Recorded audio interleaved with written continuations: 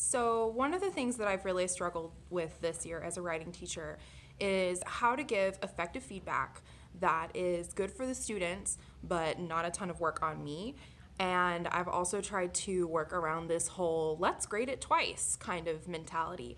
So I tried something with my last round of essays, and I actually gave the bulk of my feedback right after they finished their rough draft, because it really doesn't make sense for them to have most of my comments and everything at the end.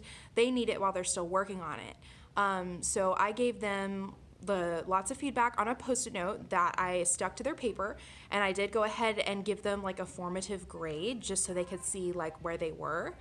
And then I handed their rough draft back to them with my feedback attached. They used that feedback to guide their revisions and to guide their way through the revision stations that Miss Miller and I use in our classrooms all the time. And then I told them that on their final draft, they had to highlight the improvements and changes that they had made.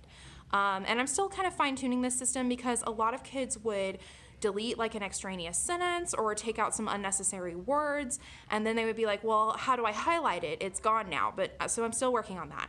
But I told them, you need to highlight those changes that you made, because if you want to see improvements in that formative grade, then you need to show them to me.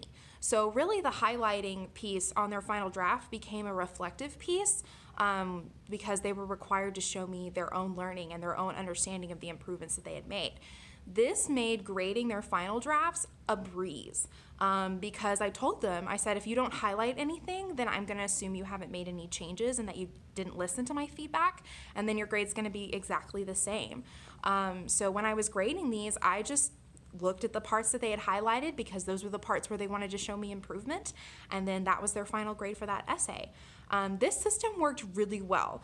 My students paid more attention to the feedback that I had given them because they had to use it if they wanted to improve, and then I didn't feel like I was grading it twice because all I had to do was quickly check those highlighted parts to see if they were tied to the comments that I made last time, and then that became their final grade. I'm really excited to use this kind of process more next year with my counterparts and really vertically as a Crown Over team. Thanks.